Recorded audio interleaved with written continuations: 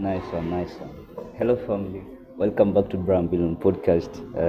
You beat me. Okay, nice move. So, family, today I have a guest on board.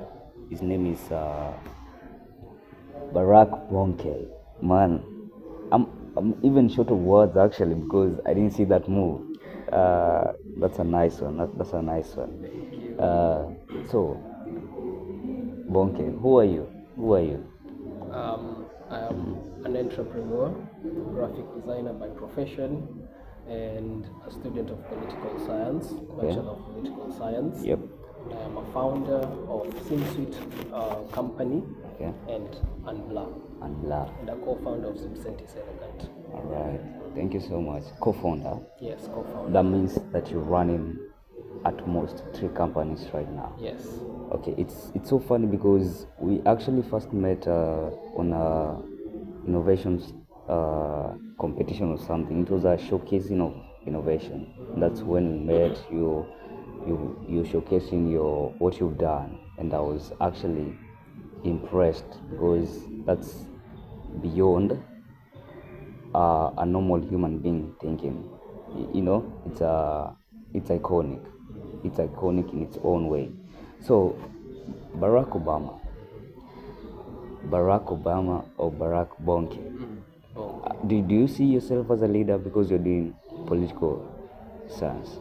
I pretty much do. Okay. Because I've always thought like a leader before. All right. And one of the nuances of leadership is not always about positions or noise or the most followers. Okay. Leadership comes down to how do you manage yourself. And if you at all, if you're a Christian and you read the Bible, Yeah. it says if a man can control his spirit, he is better than a leader who controls a city. Repeat that one again. If a man, that's in the book of Proverbs, it says that if a man can control his spirit, Okay. he's better than a leader who is in control of a city. The city. Yes. So basically, leadership is so simple. We miss the point. Okay. If you can be able to control your inner man, Yeah. the urges, the pleasures, the things that you want to be comfortable, you want to. The body basically has a lot of things that it wants. Okay. And if you are able to master your body, if you're able to master yourself, Yeah. then you can master anything else. Because the body is the most uncontrollable, let's say, Force.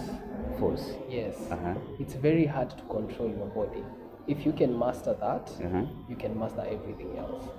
Mastering. Let's come back to that. Mastering your body. I can see you're a spiritual man. You understand the Bible and all that. Yes. When it comes to mastering the body, does it mean the flesh, all that? Elaborate, please, on that. Yes. Mastering the body basically deals with controlling your flesh. And people may often, when you talk about flesh, Okay. they may obviously go back to lust and sexual immorality. Yeah, sure. It's not just about that. Uh-huh. It's also about the urges that you have. You want to spend more money that you have.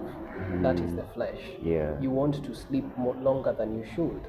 That is the flesh. Okay. You have a task that is looming on you and you haven't done it on time. All right. That is also the flesh.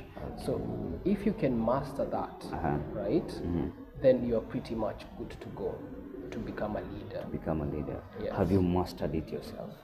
I can't say I have reached the peak performance. Okay. And it's not there is no perfection in mastering the flesh, because I don't want to be preachy, but it says that we transform every day. Nice one. Nice Even one. It's yes, developing. it's a developing thing. That's true. Even if I get to 50 years old, For sure. I will still be transforming. Okay. Perfection is reached at when Christ comes back and everything. That's when we reach perfection. But right now, Uh-huh. you can't say you're fully mastered it, but you do it every day. Okay. Nice one. Let me take you back to my question now. Because you're doing political science. Yes. I believe that you're doing that from a point of passion, maybe you have a purpose in leadership and all that. So, do you see yourself maybe running into political spaces, all that, etc., etc.? I do. I actually do. Okay. It's something that I've been eyeing for so long. All right.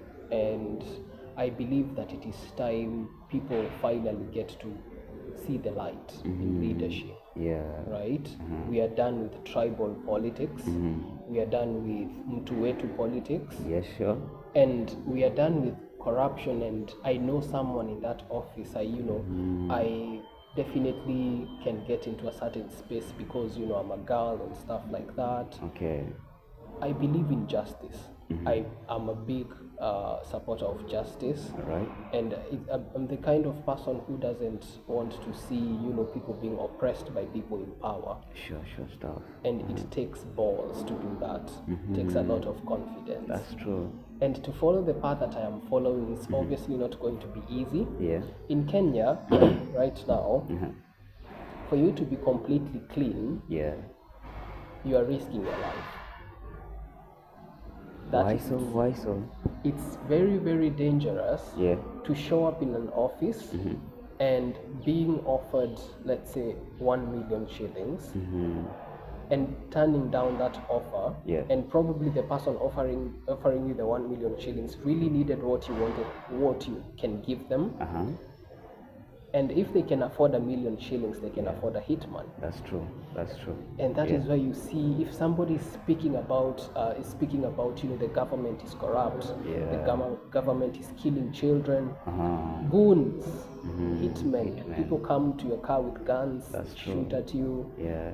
That is the cost of the truth in Kenya. Okay. We have a long way to go, but I believe it's possible to get to a point where in Kenya there is total justice. Yeah, for everyone. For everyone. Nice one. You've reminded me of something because in leadership, I believe it's a matter of developing every day, as you've mentioned earlier on. So, how are you positioning yourself to become, a good leader, that person that will stand for justice to everyone and all that, even in business spaces, because you're going to get into business later on. Definitely. So, how are you positioning yourself? So leadership takes a lot of preparation. Okay. And one of the ways that I am positioning myself is getting enough knowledge, hence the course, political science. All right. But I'm not just doing political science at the moment, I'm also doing law. Okay. On a different platform. Okay. Because education is free these days, it's everywhere. So I'm also doing law, getting to know the legal processes. Yeah. What are the provisions of the Constitution of Kenya. You need to know your stuff before you tell people about your stuff. That's true. That's true. Yeah. Yes.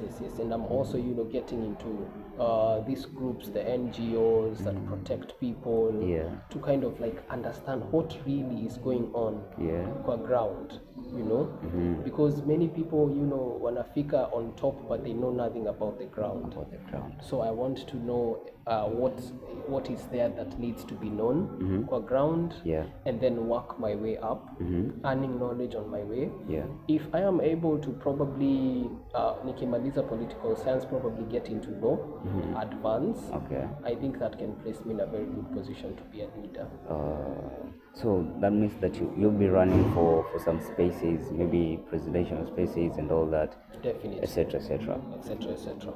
Now, I'm so interested to understand my favorite question. Beyond me knowing you as a startup entrepreneur, as a founder of 2 companies right now, who is Baraka Bonnke? Good question. It's a good question because it's a very rare question to be asked. Okay. People stop at the surface. Sure, that's true. Yeah. So Baraka is a visionary leader. Okay. Baraka is somebody who doesn't settle for less. And it does not only speak for itself in the way I carry myself. It also speaks for itself in the work that I do, the output that I give, the value that I have. And I'm also the kind of person who is emotionally intelligent. I like to I know how to read the room. When I speak from a hearer's perspective, not from I'm saying this to say it, but how will you take it?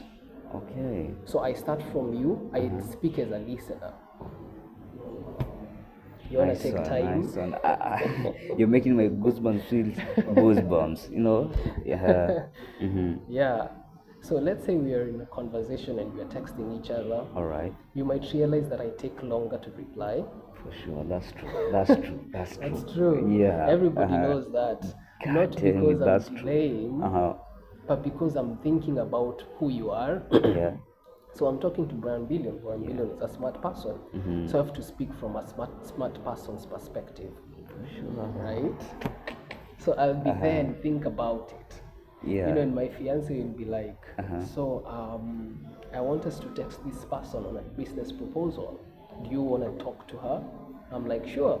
Yeah. Give me time. And then she wants to tell me something. Like, give me time. I'm thinking. You take time. Take time. Take time. And I want to be quiet because my words mean everything.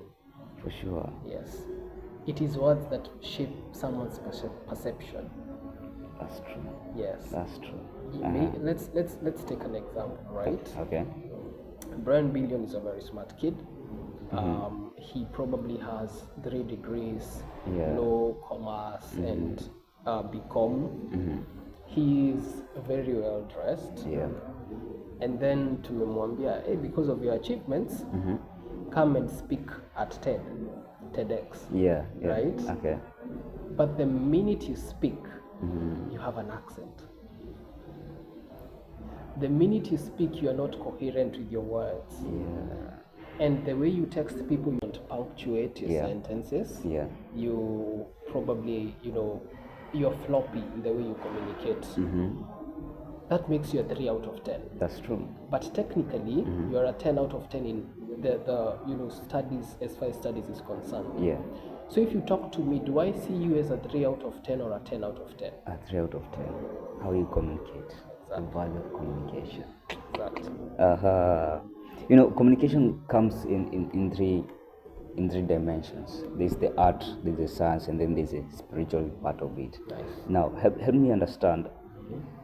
I don't know the reason as to why we are getting into communication, but let's flow with the spirit. Help me understand the art of communication and the science behind it, kindly. Nice. So I've actually been doing communication skills for the longest time. All right. And I'm actually on my way to acquiring a British accent. For sure. Okay. Yes. Okay. So basically, communication as an art is the finesse you have as you speak. Okay.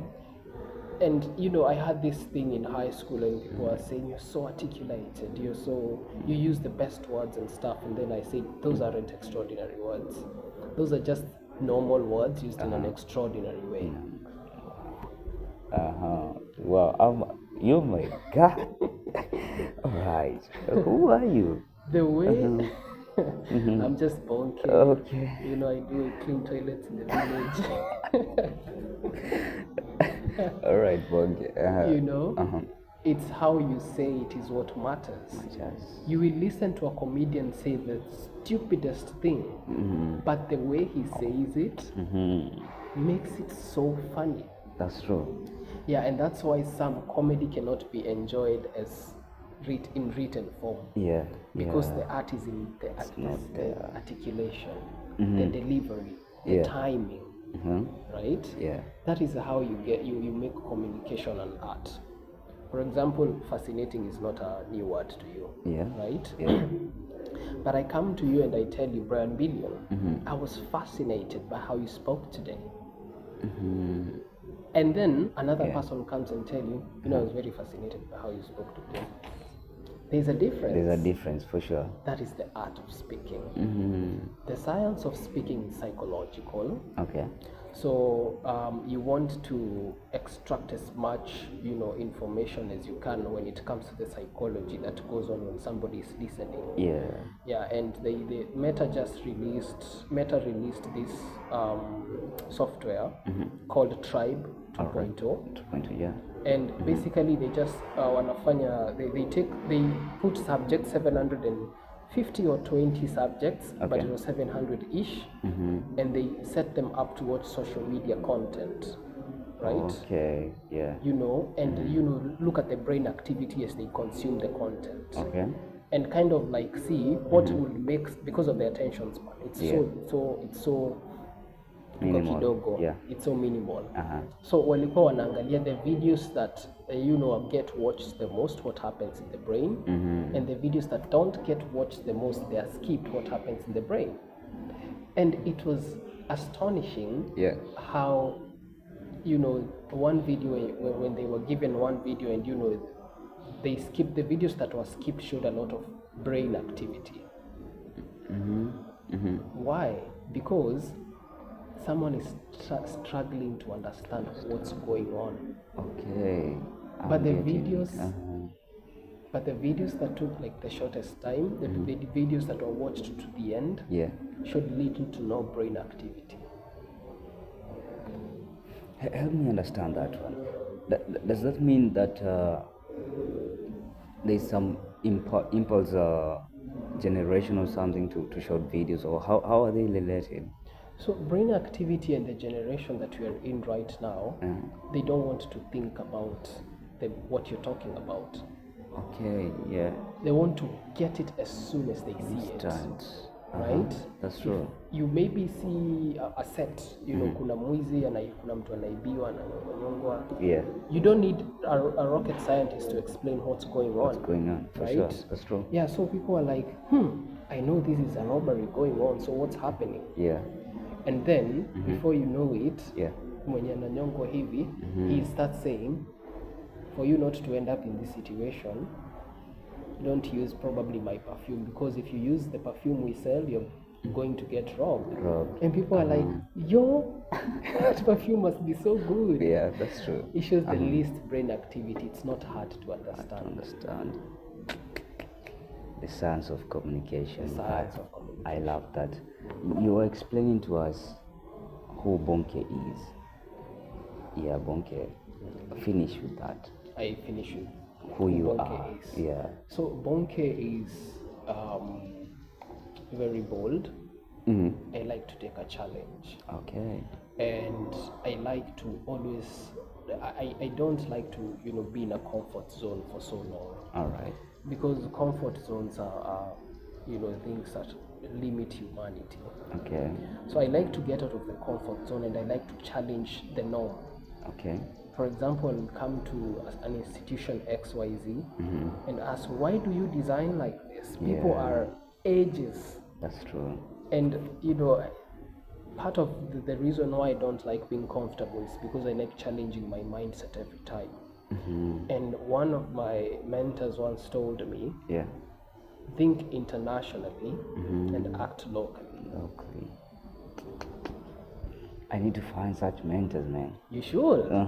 You should, because think about it. Yeah, I'm learning a lot from you. Yes. Yeah. Think about it. You umetoa your ideas from maybe how the United States does their justice system. Yeah. But you're in Kenya. That should tell you something. That's true. There is something wrong in Kenya. Yeah. So think like that and then act here. Yeah. Act with those ideas here. And that is how Kenya developed from colonialism. It's not like African traditions were backward. Yeah. And it's not that unajua wanasema that the Western culture ilikuja ikaribu the culture that we had. Yeah. Kuna watu wenye walithink internationally and they acted locally. We could be in a bush right now. Yeah, for sure. There is someone who saw a house in the States and decided to come and think it here. Yeah. So that's also part of who I am. I love that, because let me leak this one out. There was a time I was chatting with Bonnke to make sure that we'll make this a success. And one thing that I learned is that he doesn't expect easy stuff. Let me quote the exact message. I don't know easy. A person of such caliber, such state, it tells a lot of such person. Help me now understand you becoming to the position that you are right now. Help me understand, how has you becoming been until you reach that point, and then you knew this is my journey, this is my purpose, this is my road. Help me understand that one. Okay, so to understand who I am right now, we first of all have to go to the past. Okay. Who I was. That's right? true. Yeah. Yeah. So many people probably don't know this, and they can't sniff it out of the air. If I maybe come to them, but I have lived in the countryside, Okay. Ushago, Yeah. for like 10 or 11 years. 10 to 11 years. 10 to 11 years. That's a long time. For sure, that's true. Enough to shape your mindset and to make you think small, Yeah. like them. Yeah. Now, I was there and I felt this is not my place. Yeah. And I went to Shagot, Nikiwa class 5, I think. I was in class 5. Yeah. And it was so weird because I expected at such a young age, Okay. I'm supposed to not know my place. Right? But something told me, even if I don't know a lot, I still don't feel okay. Right? And it's very funny because my mom just pops out of the blue and tells me, unajua ulikuwa unaongea Kikwenu ukiwa mdogo. What do you mean? What do you mean? Nilikuwa naongea Kikwetu nikiwa mdogo. Yeah. I say Kikwetu because I don't want people to know my tribe. I'm not tribal. Okay. Yeah. What do you mean nilikuwa naongea Kikwetu? And then fast forward, I'm in class 8, nimemaliza, nimefika form 4. And then my brother tells me, do you know you had such a thick accent when you were in class 8? Okay. I'm like, no way. Usipokuwa na video siamini. And then he showed me a video and I cringed. It's like, that's who I was? That's crazy. Yeah. So, in context to what we're talking about, I was the kind of person who always refused to settle for less. Okay. I refused it with everything I got. Right? Yeah. If probably ningesikia mediocre thinking, I would run like hell. Yeah. And that is why people like us, me and you, Billion, you won't find us in groups of friends. That's true. We walk in like we are solos. Solos maybe sasa ukipata bibi, that's when you become a pair. For sure, that's true. Yeah. You know? Yeah. But then sisi ni wale wasi tunatembeanga peke yetu, not because it's an easy journey. That's true. It's an ego's journey. Yeah. Not many animals can soar huko. And so it's a lonely space hapa juu. That's true. Because hata the model inakuanga hivi, the pyramid model. Yeah. Few elite, kind couples. of ish, middle hapo, and then wengi Hapo chini at the pyramid, yeah. Yes. So when I say they don't know easy, it is the effect of putting my mind up there. Man, I love that, Mazi. I love that. You need to echo that again. Echo that again. If you kindly. Ukiwahi sikia msee amesema they don't know easy. Yeah. It's not their si ati wanapenda ati kutopenda vitu rahisi. Yeah. Being up there makes them who they are. Yeah. That they don't like easy. Man, I love that. The height I love that. Doesn't support easy thinking people. For sure. Yes. That's true. Yes. Yeah. No. Wow. I'm super interested to know like you're becoming. After you've come out of the countryside, how was your journey? How did your journey look like? How did you develop? How did you acquire that type of mindset, that type of thinking? What type of environment did you the type of environment that brought that type of mindset? Nice. Yeah. So basically, unajua nimetoka Ushago and nimekuja Tao. Yeah. And there is this popular saying, they say that you can remove Tom from Kiambu or Kirinyaga or wherever, but you can't remove Kiambu from Tom. Right? That's from the homeland. That's from the homeland. That's true, yeah. Yeah. But think about it. I said, you know what? Mimi Tomo Kiambu, Murang'a, Kirinyaga, Kisumu. Yeah. I want to remove Kiambu from me. And then hata nikienda Tao, I won't have a problem. We talked about environment. It's very interesting. Yeah. This was my environment. Your phone. Yes. How so? With my phone, I can access anywhere I want in the world. I can be trained by anyone I want. Yeah. And it doesn't matter if I'm in a mud house, Yeah. a thatched roof house. With this Billion akiwa runda Yeah. na mimi nikiwa Kirinyaga, we can watch the same Mark Cuban. That's true. That's true. Yeah. Yeah. Yeah. Yeah. So if it's about environment, I got my first laptop when I was in Form 2. Okay. Pure luck. Bro, access to a laptop huko. I got a laptop before a phone. Hiyo inamaanisha Yeah. the laptop was a lucky catch. Yani I was only lucky to get a laptop. And ever since nilipata laptop nikiwa Form 2, Yeah. I created my own environment. The environment I wanted. And people wait to be exposed to things. They wait to be exposed to other to mediocrity. Ukienda TikTok, you watch whatever they offer you. Yeah. Create what you want to see. That's true. Yeah. Yeah. On your create FOP. it. That's true. Exactly. Yeah. Ukiingia TikTok, there is a place hapo juu. People don't know about it, but go to TikTok after hapo juu. There is Alma Instagram Reels. Yeah. And then tengeneza the things that you want to The see. algorithms. Business, Yeah. coaching, mindset. And then all of a sudden it brings you only that kind of content. For sure. That's true. Yes. You created your own environment. I created I've my own. never heard of that one. I've never heard of that one. And location didn't make me limited. Wow. Yes. Damn. You're so good. You're so good, man. Wow. Even my talking. That's true. I told you I'm acquiring a British accent. Yeah. Bro, I'm from Kirinyaga. What do you mean not to speak like a Brit? Right? But if I enter that room, say good morning everyone. My name is Bonnke-Baraka, and I'm here to provide a speech concerning global warming. Who the heck will ever think I'm from Kirinyaga or something? No one. No one. No one. No one. Yeah. So looking the part, fixing the way you communicate, Yeah. creating your own exposure. What do you want to be exposed to? So basically, I have 3 steps to it. Okay.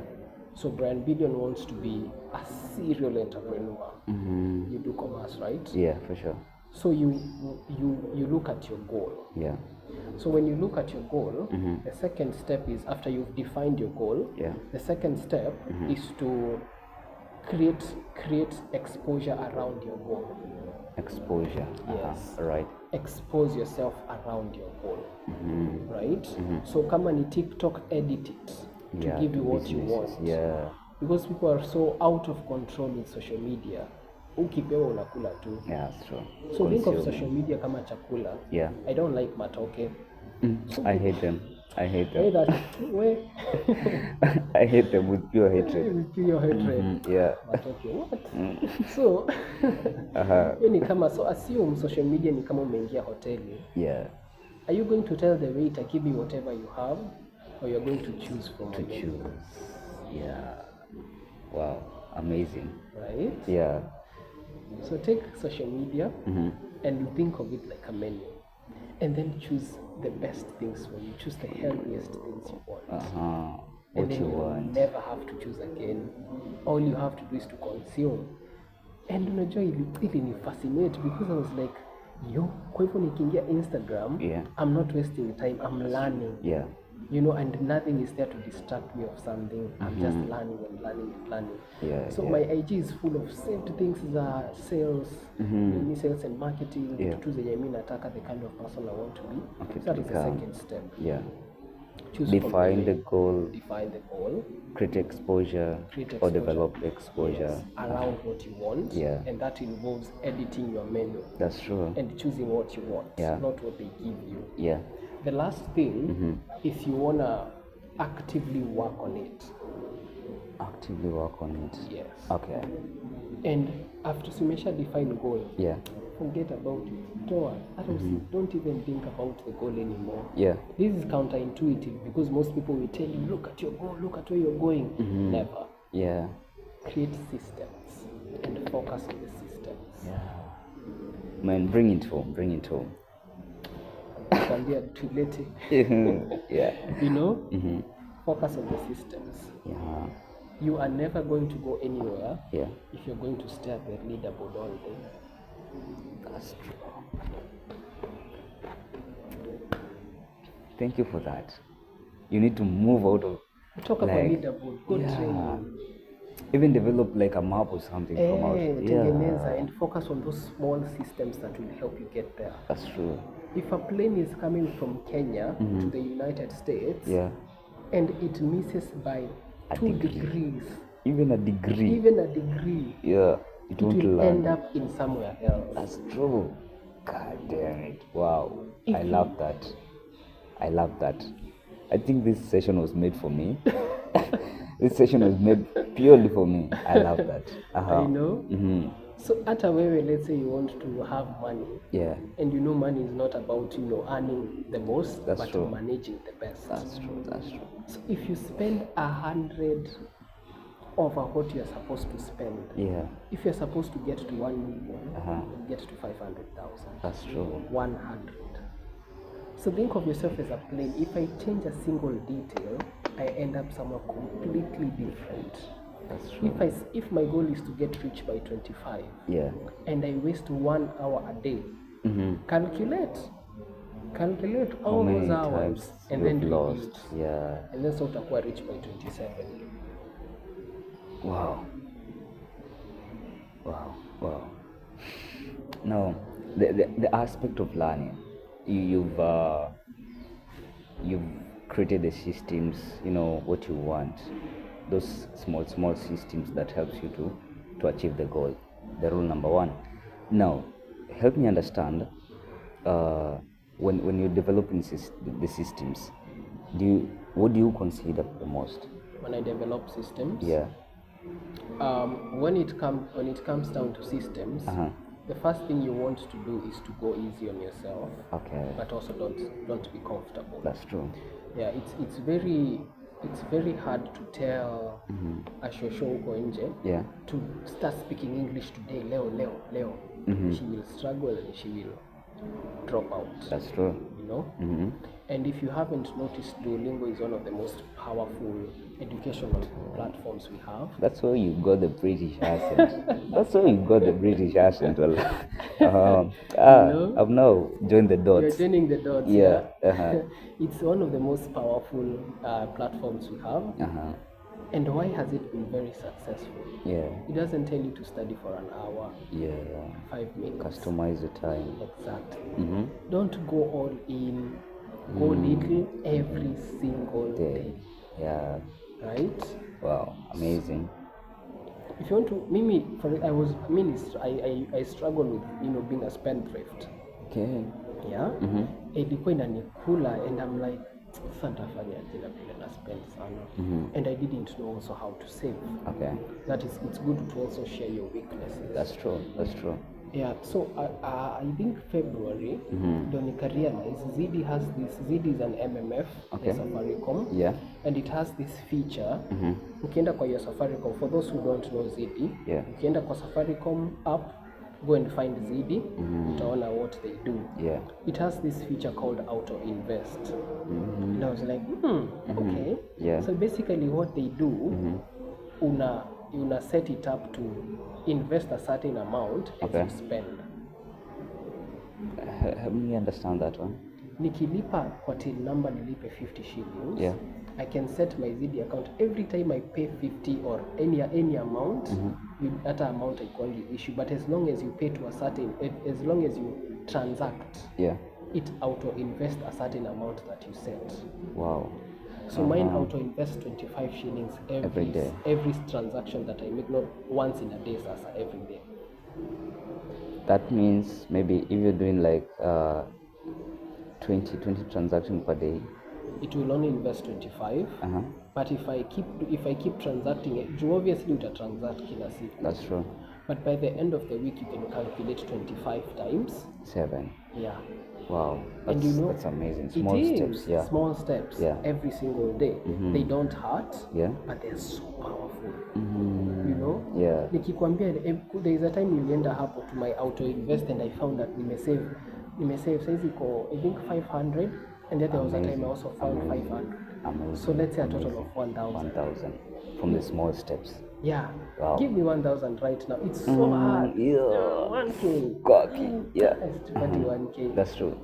But 25, 25, 25, 25, that's easy. Easier. Wow. Wow, amazing. Alafu M-Pesa Ratiba. So I set up to so that I save 50 shillings every day. Okay. So M-Pesa Ratiba nayo, it is a schedule that sends a certain amount of money at a certain time every day. Okay. So nikanunua another line and then I set my M-Pesa Ratiba every day at 7 inatuma 25 shillings to my other line and I forget about it. How long have you been doing that? For the longest time, I think since January juko ndiko nili realize I can do that. Okay. But nimekuwa serious sasa February because I realized there are two ways I can do that. You can do that. Yes. Okay. So when it comes to systems, as you asked, you want to create simple things you do many times every day, and then pole pole uta transform. Instead of dedicating an hour at perfecting your piano skills, and then that's like once in a week, why don't you do 15 minutes every day? Exactly. Times 7. Times 7. The power of compounding. The power of compounding. That's adds true. up and adds up and adds up. Yeah, amazing. I'm so eager to ask this question. Where did your mindset come from? Or rather, to put it well, when did it start? That type of mindset? Because I can see there's a certain type of mindset.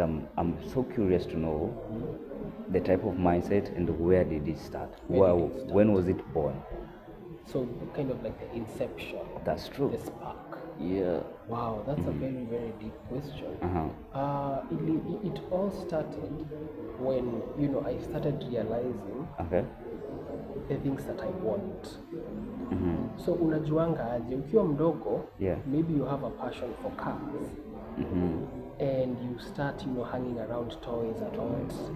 I personally love cars. I used to buy toys even if you're old enough and people are laughing at me. But that wasn't utoto. That was knowing what I want. What you want. So my mindset ilianza at around nikianza kujielewa, and then my desires sasa zikaanza ku grow. Okay. And the day you are asked by your teacher, what do you want to be when you grow up? That is the day your mindset starts to shape itself. For sure. Yes. That question is the transforming question. Yes. People don't know about this. People always, wanauliza, do you want to go? Do you want to do surgeon, doctor, nini? Ask those people today who they are. Wengine wamekuwa those things, and others hawaku manage, not because they couldn't, ni wao walikosa kunacha hiyo desire. Those words. They caused to stick to that. Kwa sababu ukiuliza mtoto unajua hajui vitu vingi. So true. Obviously atakuwa zile za that whatever is cool, you see that cool thing. But that innocence. Yenye haiko biased by money yet. That is the innocence that creates a dream. Wow. I wanted to be an aeronautical engineer. Okay. Right? And my mind is not framed for mathematics. But I said, I'm doing political science, right? Oh bro, I'm going to get my money and I'm going to fly a plane. I don't care. Right? And kuna vitu zenye rich people, they can still access them hata kama hawana they haven't mastered that nini. Kabisa. Utapata ni rich lakini hana certificate ya medicine. And then he will fund a hospital. That's to true. live his dream. And he can go watch surgeries going on, akiwa maybe in a separate room. He can still live that dream. So you asked the question, why did my mindset start? Ilianza when I started doing what I want. And it is that day the teacher asked me, what do you want to do in your life? Amazing. That reminds me of I don't want to put them as words of affirmation, but the power of your words upon your life. The Bible itself says that whatever you speak unto your life, it shall come to pass. That's true.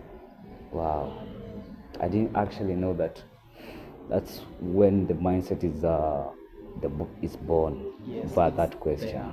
When you answer that question, you frame everything to go that to your direction. life. Wow. And it takes people who are disciplined enough to be loyal to that dream. Because of course utaenda ufail mtihani, Yeah. utaenda ukose pesa, and watu wengi, the majority chooses to stop. Yeah, to deviate. Na ndio maana unapata so many entrepreneurs but very few successful ones. That's true. Because Wow. walienda hapo Yeah. wakafail siku ya kwanza, mwaka wa pili wakasema siendelee. Yeah, I'm tired, man. I can't do this anymore. I can't do this anymore. Wow. And people are succeeding in the same thing you're doing. Yeah. Yeah, so as you said, whatever your mouth speaketh, that is what will come to pass. Yeah. If you fuel it. Now, because you've mentioned if you fuel it, how do you fuel like your words so that they can come to pass? Because I believe the Bible somewhere it should state that God has given us all things, but it's upon us to go for them, To subdue the earth. to subdue the earth. Yes. Now, like, bring the point home of fueling the point of the words of affirmation. Let me put them that way. The words the powerful words of life. Yeah. Okay, so one sentence. Okay. Faith without actions is dead. Faith without action is dead. You can talk all day. Yeah. You can, even prophesy and wake up at 3 a.m. and prophesy all you want. Yeah, that's true. But there is a point of time in Akuzanga, Yeah. bro, you stop praying and go to work. Go work, bro. Right? Yeah. And inakuanga a very limiting mindset, especially in the rural areas. And I'm not against religion. I'm a religious man myself. Let's say a faith man, right? Wanapoteanga sana when it comes to Christianity and money, right? Yeah. They expect that altar will magically bring the money. 50,000. That's true. Yeah, and those people utawapata, they are so spiritual, they are so good, their prayers hit. But akirudi kwa nyumba, they don't have anything to show for. You can't relate. Can't balance. Has he balance? Yeah. So fueling your dream would mean after you pray, Yeah. ask yourself, after you speak, powerful words to yourself, ask yourself, sasa we have spoken, we have created the goal, those words create like an environment. And that is what, the Bible calls grace. Yeah. And grace is basically the ease of doing things. You don't deserve it, but you still get it. That's true. Right? Without expertise. Right? Yeah. So mimi kukuja kwa podcast, bro, there are so many people in that that innovation thing. You could have called anyone. Yeah. But I don't deserve it. So what you do, you imeni-create a platform. That's true. Now think about what are you going to offer on that platform. Yeah. Are you going to study more? Are you going to start a business? Yeah. Are you going to, do your research? So fuel that with actions. Yeah. Ask yourself, so what does this need me to do? All right. You see? Yeah. How do I get there? So umeambiwa nimekupatia gari. Yeah. Right? So kazi yako ni kujiuliza, gari iko, umepewa a very fast car. Yeah. So the only thing you're supposed to do is to think about what does your goal require you to do. To simplify on what you've said, on following your dreams, you just need to ask yourself, what do I need to do? Exactly. Amazing. What's required of me? Yeah. Amazing. If you say you want to be a public speaker, yeah, what is required of a public speaker? Go look at what they do. That's true. Yeah, and then you realize they need to be eloquent. That's true. They need to speak artistically. Yeah. They need to be convincing enough. Yeah. So go look for methods. Go look for develop those. Develop that. Yeah. If you want to be a driver, go find a license. That's true. If you want to be a leader, go study. Yeah. Yeah. Amazing. Now, help me understand the kind of discipline that you work with, or your work ethic, so that maybe someone somewhere is kind of impressed by your story, by what you do, What's that kind of discipline that has sustained you? So discipline is a very niseme aje, it's a very nuanced concept. Okay. Kwa sababu you will find some people wako na ile discipline, their kind of discipline is restrictive. Restrictive in what way? So unapata maybe for me to achieve, Yeah. let's say, peak performance, I have to sleep for 8 hours, right? Yeah. That is their discipline. So they sleep every day at 9 and they wake up every day at 6. Yeah. Right? That is restrictive discipline. Okay. You see? Yeah. You see? Between. And then there are others wenye wanasema mimi I will study from 11 to 3 a.m. and then I'll go and sleep from 3 a.m. to probably 11 in the morning. Yeah. Hawa si wawili wakiamka pamoja, you call this one lazy wa kuamka 11, and then you call this one hardworking wa kuamka 6. You don't know what the person who slept at 3 a.m. was doing usiku yote. Yeah. This person was planning the midnight oils, ndio. Yeah. So mse ukienda wapatie exam wote wawili, huyu alisoma 6, huyu alisoma 3 usiku. or yeah. Wanaweza pata the same marks. Same marks for sure. That's true. Yeah, so my discipline is not someone else's discipline. Yeah. But the bottom line is loyalty to that discipline. Ama loyalty to what you want, right? So unasema, I can study whenever I want, but I must study. Studying is the point. Yeah. How you do it, I don't care. Yeah. Wewe jenga your own unique way of doing things. Those things. As long as you get output, the end justifies the means. Wow. Just give me a minute to allow it to sink in. Wow, amazing. How did you develop all this knowledge, man? No. Don't give me that. Don't give me that. Don't give me that. Give me the secret, man. Give me the secret. Yeah. It comes from hours of exposure. Yeah. And curiosity. Curiosity. You learn so many things when you're curious. Yeah. Yeah. Ukiingia kwa YouTube yangu, you'll find things that are not like me. You know, utapata medical things, and I'm not going to be a doctor. What do you mean? Because I'm curious. I want to know how does this work, right? Even in the medical world? Yeah. Heck yeah. I mean, what's limiting? You're into leadership. How does it relate? So bring it home. I'm going to give a speech. Hypothetically, I'm going to give a speech to doctors. I'm going to provide dawa for them, right? Yeah. How are you going to talk to people you don't relate to? Oh, you need to have like some backgrounds and all that. You need the background. You don't need to know every single detail. Yeah. But find a fun way to learn about these things. Sasa you see kama law, I've learned it through a movie called Suits. I love that movie. You love that movie? I love that series. I love that series. I love that series. That series is big. I love that series. Mike Ross and Harvey are just off the books, right? Amazing people. You know? Amazing so when you watch passively, you're watching to learn. To learn. That's so true. If you hear them talking about an extradition, me watch movie na ChatGPT. For sure. Yeah.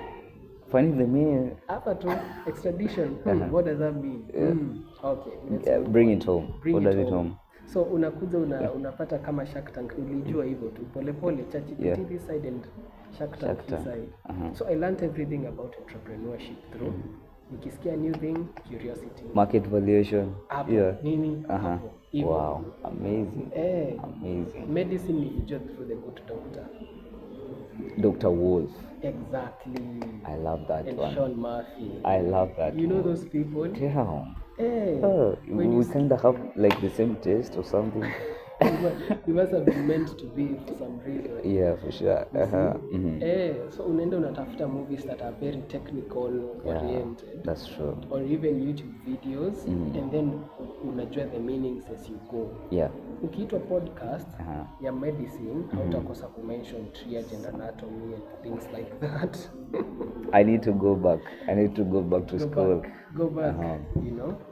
To reach there. The mind is there. So now you get various sources of knowledge, Yeah. even in cars and mechanics. I can tell you that's a Porsche 392 and it has its original wheels. A Ford Mustang, wherever. Exactly. That is Yeah. that kuna game hapa nachezanga ya magari. People think it's childish, but najua what I want. So I can tell you that suspension is stiff, it's not going off-road any day. You know? Yeah. That engine is built for this type of thing. That engine is not for that. Right? You know, you just get curious enough To know. And by curiosity, you build your mass as much knowledge as possible. Exactly. I love that one. Now, let's come back. Let's come back to being a founder and an entrepreneur. How has business been to you? Not easy. As I said, I've never chosen something easy. That's true. SimSuite company or the SimSuite brand, basically it's a brand it took the sim hizi za kawaida za sokoni. Sim is a sesame snack for those who don't know. So you basically take sesame seeds, fry them, tengeneza na scurry, and then you get like a small kabol. It's very delicious. And when I got into that business, there was one very big white elephant in front of me, and that was convincing people that I'm worth their money. No, the sales aspect. Exactly. Because tenda anunue sim 10 shillings, I'm going to sell to them at 20 shillings. How do I, what do you mean I'm nanunua 20 and I can just take it for 10? So I had to prove it. The USP. Exactly. What's my unique selling point? And I realized that it is something psychological. Okay. People don't spend because it's logical. They spend because they want to defend or justify their expenditure. How so? You buy a piece of art, a banana strapped on a wall. And people, that's stupid. That's ridiculous. What could you possibly get from that banana strapped on a wall? Do you know what they say? It's rare. It was made by Da Vinci. You know, it is one of the 10. That doesn't mean, bro, your nutrition haikusaidii. It's not a business opportunity. But because they are always looking for a way to justify, create for them excuses to buy. Okay. Exactly. No, that brings about the uniqueness of your product. What are you bringing on the table? When we compare our products in businesses, you know, now I'm getting now. Exactly. I'm understanding now. You give people excuses. Create a culture. So I created a culture about around SimSuite. I created. You've seen my ads. That's true. Humor, amazing one. Right? Amazing. Thank you. You're doing a great job. Thank you. You create humor around your adverts. That's true. And you create something that people can relate to. They're like, yo, that's me. Yo, that's me. That's your work. Exactly. And then ukiwapatia, I also packaged them. And so that packaging is the excuse they're going to tell their wife. The reason why I bought this one is because of the packaging. Exactly. The uniqueness of the product. Because their wife is always saying, you spent 100 instead of 50. Why? Give them a reason. Exactly. So business has been challenging because I've always been finding excuses and reasons for people to spend more. That's true. Yes. But at the same time, I also like to, I have always wanted my brands to be very, very human. Okay. And I have never, focused on the product itself. And if you know me, if nikikuja kukuzia sim personally, I will never tell you anything about it if it's personal. I won't tell you it has phosphorus or magnesium or anything. Nikikupatia utaste, sisongi, najua utaenda hivyo na utarudi hapo. Because it's about the people, it's not about the product. So ukitaka if you want to stand out, in the space,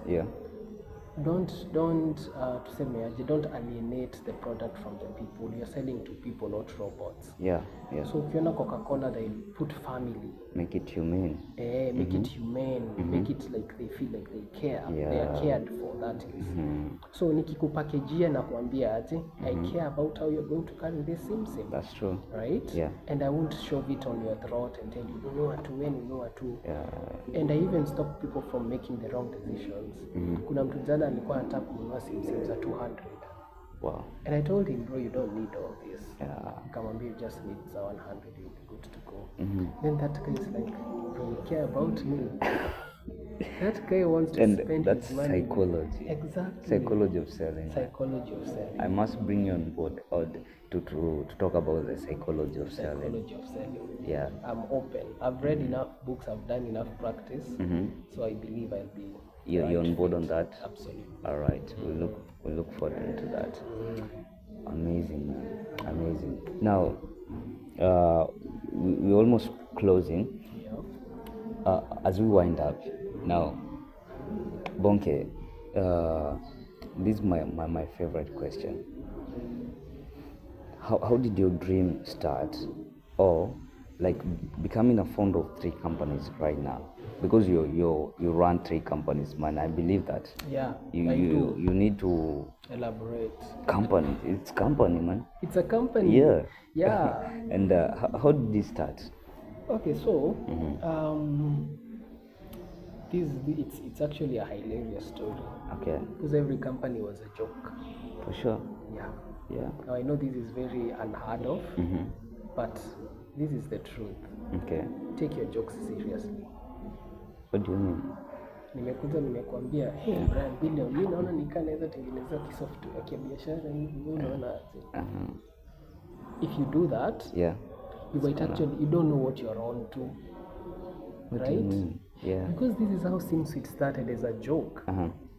Tumeenda tumebuy sim, yeah, and then you know my fiance is telling me, hey, mi si unapenda sim, nikamwambia ngoja na nikiuzia Ken hizi vitu, si Ken ananunua na 15. Oh, okay. Yeah. And I had 5 pieces. Yeah. And that was a joke. And then he was like, nikaenda nikampigia hiyo Ken, bado uko kazi. Niko na sim, nikulete. Now Ken is the apprentice or something? Yes, Ken sasa ndo customer, my first ever customer. Okay. Yes, yeah. niko na sim, akaniambia ngapi? I had 5, I said 10, niko na 10. Yeah. Leta 7. I went and took 5, I took 3 more. Nikamwambia, kaniambia ni how much? I added 5 shillings on every sim. 15, that's a 5, is it 10% profit or something? That one is 33% margin. 33 out of 100. Okay, yeah. Yes. Yeah.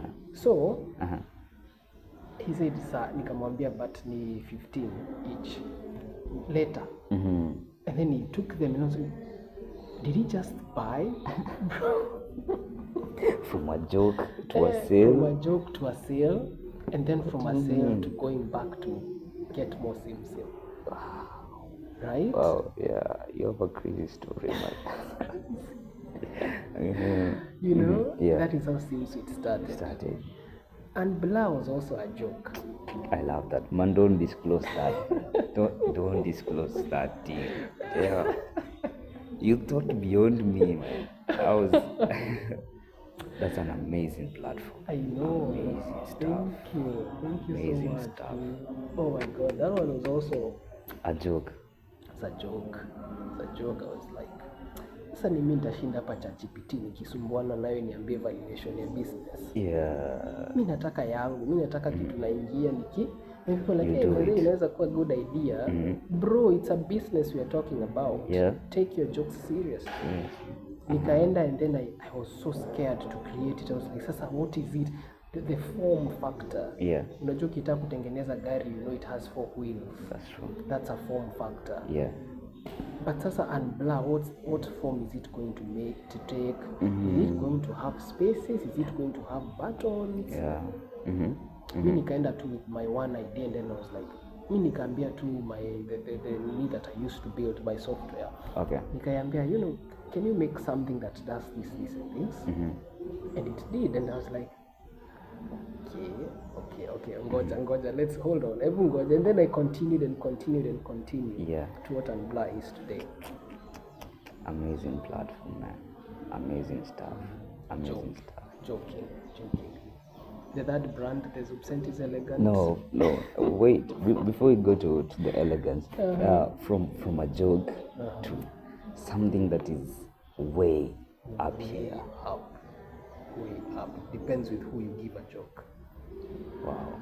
Do they find it funny? Funny. Exactly. All right, let's go to the next company. To the Zubsent is elegant. So my fiance comes to me and tells me, you watch TikTok. People are making wigs. That's good. Okay. Ukaniambia, imagine it's really simple.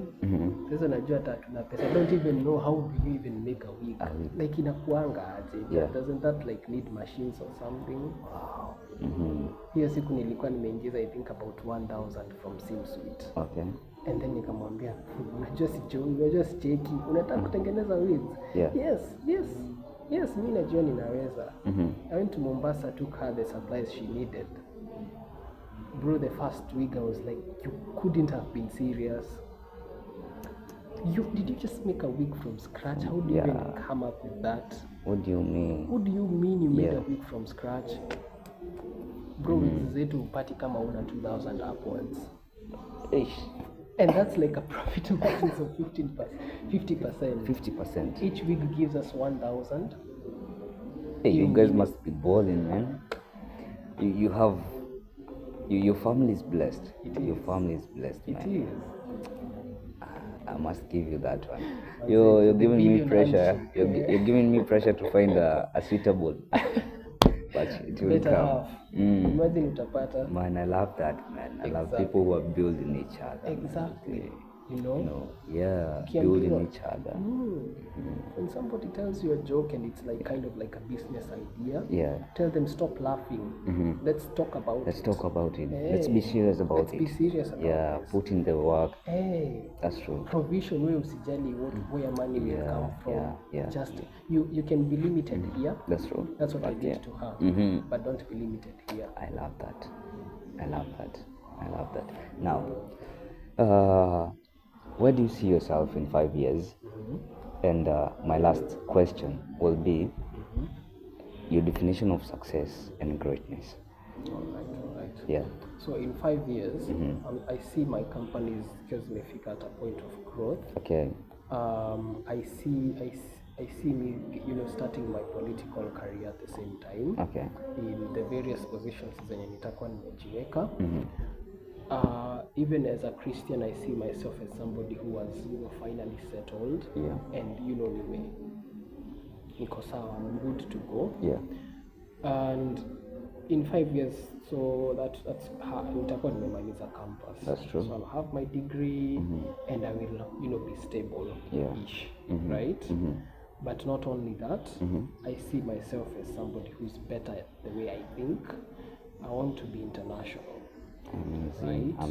Yes. I want to transform my friend group from just Kilifi and Kenya and Nairobi to having calls from Germany, having calls from France, the United States, talking about ideas.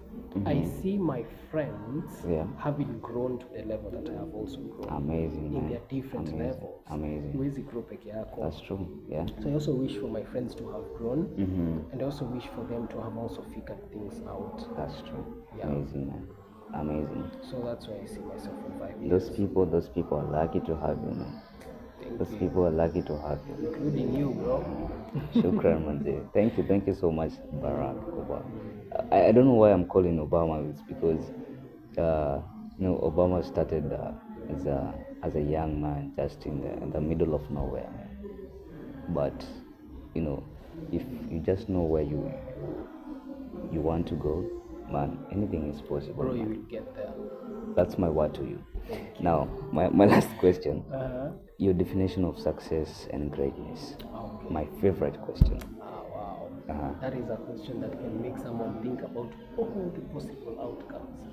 But it comes down to 3 things for me. 3 things only. Yes. Okay. And I started off with the same statement. Yeah. I want to master myself. If I master myself, I'm successful. Wow. That can get you anywhere you want to go in the world. If you master your finances, Yeah. you master your relationships, you master your urges, that is like, it's like taking candy from a baby. Wow. Success will be fearing you. That's Because huwezi niambia mtu mwenye anajielewa and they know what they want, Yeah. ati hata go for what they want. Yeah, That is the thing. So that's one of my definitions of success. Success. The other definition of success to me, if I want to be successful and it's something I do, it's my birthday, right? Okay. Yeah. Normally you'd expect people to bring me gifts. Yeah. I don't just receive gifts.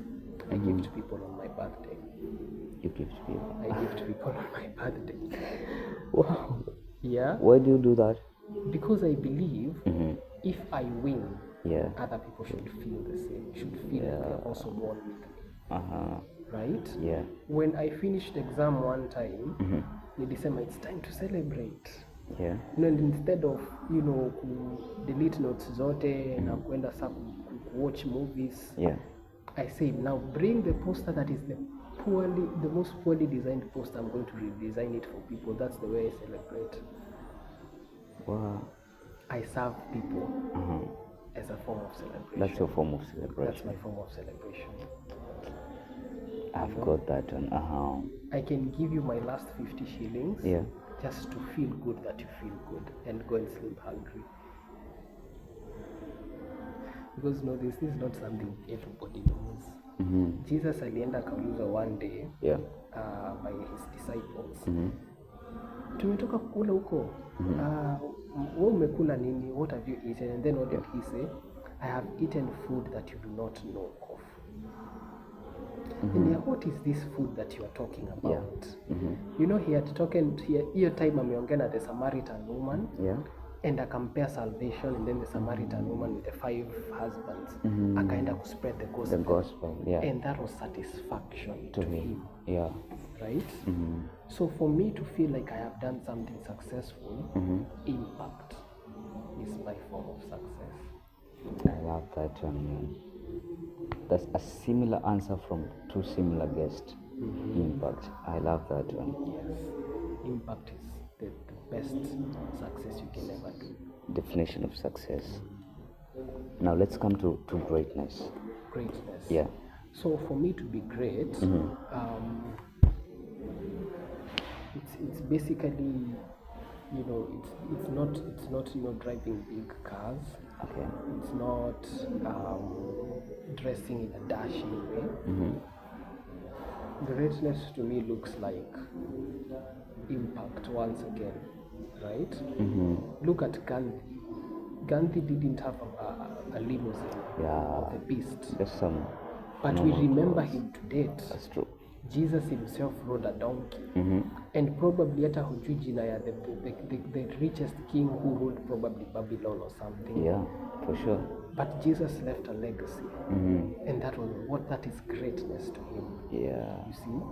So hiyo ndio inafanyanga watu wengine wana confuse hii maneno ya greatness. Yeah. They think that greatness is the day that greatness core is a very selfish term. You see? When you think about that, take your time. Yeah, I'm gonna take my time. Think about it. That's true. Like your personal gains. Yes. Only you. Only you. You're the only person when it comes In to the greatness. picture, it's only you. You and your family. That's true. When I do this for my mom, when I do this for my girlfriend, Yeah. then that's greatness. If I drive this, greatness is not about your Material stuff. exactly. Yeah. And greatness should never be measured by your cat. What's my cat? Yeah. Kwa sababu bro, sijui kama leo nilikuja kuhubiri ama nilikuja podcast. All right, take us through. But you see, the thing is, as a Christian, you're supposed to be an ambassador. Amazing. I love that one. I'm Yeah, not here for myself. I'm also here to represent Christ. that's true. And you see, the Bible says, what does it gain a man to gain everything and lose his And soul? this, yeah, that's right. And where does your soul belong? The heart of God is not for his own selfishness, because he gave his only son To us, that's some kind of amazing love to us. Exactly, that's amazing A love. blessed one. Yeah, How is God great? God is not great because he can just snap a finger and the world is vanishes. God is great because of how he loved humankind. love. Love. Uh-huh. Not love himself, Yeah. he loved humankind. Kind. Yeah. So if you ask me about greatness, to me greatness looks like the way I love humankind. To look like God, to have the heart of the Father. Yeah. Right? So if at one point 20 people can say kama si Baraka singesoma, That's true. That's some amazing greatness, man. that is greatness. Yeah. And even if I show up in shorts and I've pocketed with a t-shirt, That's true. Yeah. and there are people who are saying, if it is not Baraka, I wouldn't have been out of this abusive marriage. Yeah. Yeah. Any day, all day, I'll be there. You know? Yeah. And then you'll ask yourself, sasa hao watu wenye they only care about humanity, ni aje wako na pesa mingi sana na hata hawakuangi bwana biashara. Yeah. God has a way of balancing the scales. Amazing. I love that one. I love that one. Balancing the scale. Wow. This might take forever. We might take 3 hours talking, but because I believe that man, you're a man who is busy every time, Yeah. and because of time also, just give us a word that maybe someone who is watching that could maybe jog their mind a little bit, and even jog me personally, man. Yeah, definitely. I want to learn from you. Nice one. Nice Yeah. one. So that's my camera. Yeah. So I want to tell you, everybody, that if you ask the richest people, if you ask the most successful people, what is the secret to success, you will rarely hear them talking about methods, start a business, Yeah. you know, become a lawyer and things like that. They'll bring you back to what matters. They'll tell you have passion for what you do. Yeah. They'll tell you things like, you know, don't give up and things like that. Those are not buzzwords, right? Yeah. And this is a secret that we don't understand. They are telling us the truth, but we don't get it because we are thinking from a point of being deprived of money. Yeah. So ukienda uongeleshe mtu mwenye ako na pesa, their way of thinking is what you want to emulate. Yeah. So this is my message to you guys. If you forget everything I have to say, For sure. what matters? I know money matters, but before we even think about money, think about the bottom line, what matters and what gets you there. Yeah. The last and the final thing that I want to really emphasize on, the world is the Lord's and everything in it. Revolves around it. Everything that you want is in the Lord. Is it a good relationship? Is it a successful business? Some of us didn't even know what, you know, tunaanza wapi, tunafanya nini. But this is a secret I'll share with you. We prayed one night and everything started unfolding. That 30 minutes prayer opened every other door. And God told us one thing: you don't need effort, you don't need anything else, you need miracles. Amazing. And where your effort cannot get you, miracles will get you. Amazing. That's my message to everyone. Wow. Wow. This is a message that you can listen to. You can sit down with Bonnke and learn so much from him, like a lot. I would say, like, the exact times we've sat with you, and I've got like something, man. It's so many times, man. Say you've impacted me. I've got some simple snippets from you, you know, about sales, about marketing, conducting businesses, and all that. You know, And this session was not about, like some random podcast and all that. It was all about impact, all about revolving around your mindset, around, bringing, redefining some things that in our lives, they seems to be, I don't know the right word, like some words are not correctly stated in the African way. Now we are redefining it in an international way, in an extraordinary way. And thank you so much for accepting and honoring our invite. We're looking forward to host you on the journey of becoming. I love that. And also the mastering the psychology of sales. We will bring you on board and learn from you. Yeah. So hello family, if you haven't subscribed yet, hit that subscribe button down there. Support us to bring guests like Bonnke-Ceo, so that we can learn from them. We learn some things and also come out like rejuvenated or something, refueled, charged, and all that. So, like, share, subscribe, and I love you all. Do you have something else to say? Yeah, please support Brian Billion. He's on to a very, very important mission. I've seen it and I believe in it. Yes, sure. We are going to create an entire campaign to make Brian Billion to get more eyes on his channel. Yeah. So stick around for that. Thank you so If much. you notice any changes, sijali ni sisi. Thank you so much. I'll see you in the next one.